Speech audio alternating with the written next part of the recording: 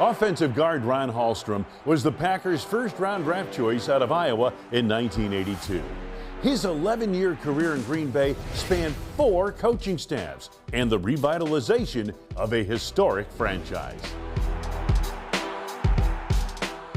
Well, my lasting impression is when people ask me, when I played. I said I played in that era when we didn't win a lot, but I got a chance to feel it right at the end of my career here. But I just tell people that's my Super Bowl. I made it through 5 head coaches, 4 here, and then one in Philadelphia. It was interesting. The league was changing. Everything was changing then.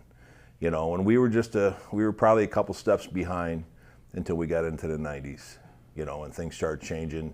Administration here and coaching-wise, what we were doing coaching-wise.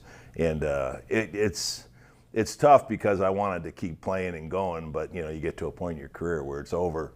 But I could feel what was going to happen here, so it was good to it was good to be part of it. I'll never deny that. I don't care win, loss, whatever. Packer fans are the best. The community, the involvement in how they treat their players, second to none. Hallstrom played on some of the Packers' most talented offensive teams in the early 80s, featuring quarterback Lynn Dickey, Hall of Fame wide receiver James Lofton, tight end Paul Kaufman, and running back Eddie Lee Ivory. Offensively, I thought that we could score on anybody. We had Lynn Dickey. Lynn could just air the ball out. Couldn't move that well, he had some injury issues, but we could score points. We could. It was fun to be part of it and watch it happen. But we were always chasing, trying to score more points, and the defense hadn't caught up with what the offense was doing.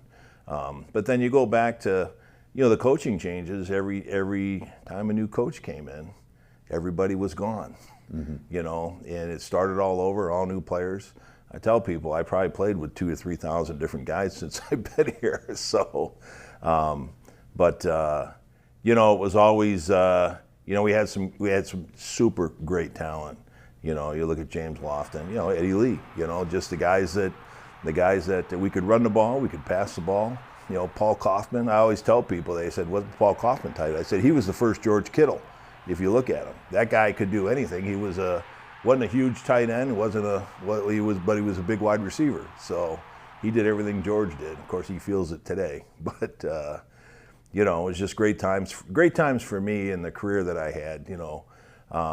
But I wish we would have won a little more. There seemed to be a certain bond with that group. I've gotten to know several of the players from your era, that 82, 83 team. Jan Stenerud was on that team. You mentioned Lynn Dickey and so many other players, Larry McCarron, part of that team.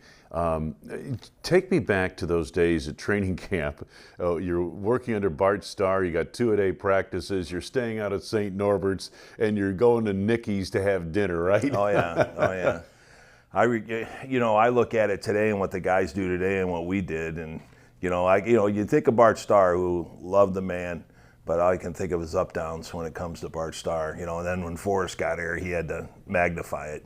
But we did the old school type of training. And the league was changing then. The players were changing, the league was changing, and some of the stuff, the hazing and the things that they did, that was kind of going on in the league at that time.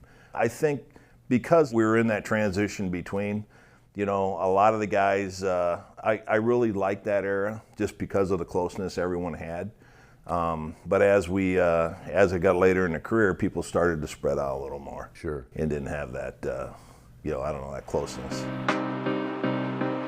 11 years is a long time to play in the NFL. A lot of stuff happens, like 2 strikes, including the 1982 work stoppage that punctuated a rare playoff season for the Packers of that era. The Packers actually played the last game before the strike that year in the Meadowlands against the Giants. And perhaps as a portent of dark times ahead, there was a blackout that night. We're delayed, 2 hours or an hour? We had to wait. We knew we were going on strike. We're on East Coast time, Monday night game, and I'm like, oh man, can't we just end it now? But Yeah. I remember. I think James had a big play in that game, big pass or a big reverse or something like that. I remember he had a huge play in that game. Then all of a sudden, lights went out, and it was like it was like it was over. It was like proficient that's what was going to happen. The lights are going out. What was the plane ride back to Green Bay like? Well, there was a lot of indecision at that time. We didn't know where we were going or what we were doing. But again, you talk about the closeness of the team back then. We had our own practices out at St. Norbert's. We all studied together. We met together. All the things I think you weren't supposed to do back then, but we did it. Did that help you when you came back? And because you made a playoff run. I mean, you had qualified for the quote-unquote tournament and won an emotional playoff game here in Green Bay. I think the first playoff game since the Ice Bowl in Green Bay that year over the Cardinals. Talk a little bit about that. It was strange coming back because we 8 games. Yeah. We didn't play 8 games. That was a long time. We did our best to stay in shape. So I think it was you could tell who stayed together during the strike and who didn't. With the teams, but. We kind of had that. We had a chance to do something, and I think because we stayed together, it gave us that opportunity. And we came out firing on all cylinders. And it was great, like you said, to have one of the first playoff games, since Lombardi era, I believe it was, at that time. Yeah. So it was fun. I remember Ernie McMillan was the offensive line coach, and we were playing the Cardinals, and that's where Ernie did his, and Ernie always had great speeches. He didn't care where he played. He just wanted us to beat him. So, the build up to the next season, the '83 season, you guys are supposed to be one of the better teams in the league, and it was a struggle. You were winning one, losing one. You played 5 overtime games. My God, 5 overtime games. That '83 season came down to a field goal in Chicago that kind of changed the course of everything. Tell me about that. Well, like you say, we were scoring. That Monday night game against the Giants, or Washington. You look at that game, and how that game went. It was just back and forth, and missed field goal by them. We get a last opportunity. That's kind of how our season was that year. It was just always last second opportunity. Defense was doing enough, but we were struggling a little bit defensively. Everyone thought we were going to do it that year. And it didn't happen, and then you look at '84, Forrest coming in, we had a couple good teams there, but they, I think we went 7-1, or 1-7, and then ended up 7-1 second half of the season. We struggled for, we still had talent on the team then. That was the nice thing, that first couple of years, after Bart left. But then everything got cleaned down, and it was, what they called just a redo, Bart once said that one of the worst decisions of his career was becoming the head coach of the Packers because he had really no coaching experience. Yes. But by 1983, and I remember the people in Chicago, Mike Ditka specifically telling me, Bart Starr had become a very good coach by then. What was it like when you guys lost that game in Chicago on the field goal? Had you won that game, you're in the playoffs. Yes. Yeah. There's no Forrest Gregg era. Did you understand the gravity of what had happened on the way back to Green Bay? I think we all did, but there was that underlying background noise that Bart had been here too long. That he had been coaching here too long. So it was a do or die. And that kind of got to the players. Of course, everyone loved Bart, so it didn't matter. We just wanted what was what was great for Bart.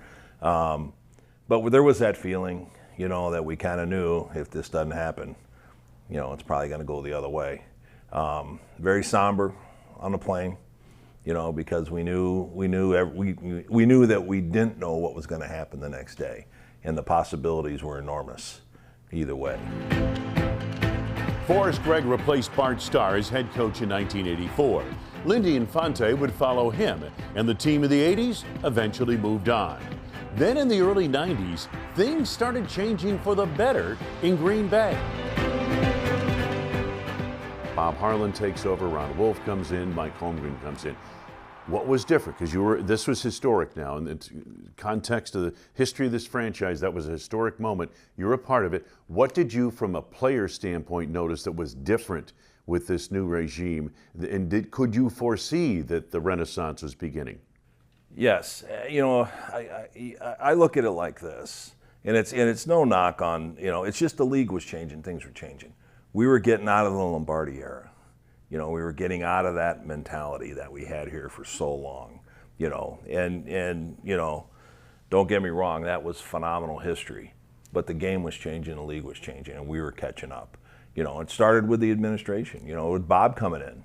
Bob, I don't know what the connection or the feelings between Forrest and Bob were, but I know once, or Lindy, once Lindy was out of here and Bob was in there, everything kind of just changed. The whole attitude changed. Everything changed. Mike brought a lot of that with him, though.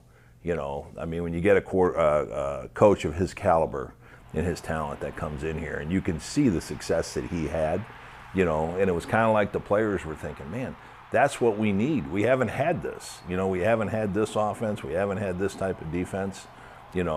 This is what we need here. And with Ron, just changing the attitude of the whole organization. And you could feel it as a groundswell. You could feel it just, from the first day Mike got here.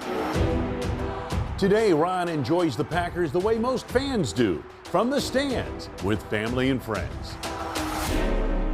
Just being able to survive the 4 head coaches for one thing. But my 2 beautiful children were born here. They're both cheeseheads. They were born at Bellin, so and they still live in the state. So that memory of just family and the Packers and being part of this whole crazy Packer world. It's hard to really pinpoint any one thing. I still come back for the games. I've had a box here since 1989. I got a house in the South End zone, so we do our Packer weekends. I'm retired now, finally, and I can make long weekends a good time. So the memories are still happening. That's the best, and I'm turning it over, showing my kids and friends and family and everything what it's like to hang out at a Packer game.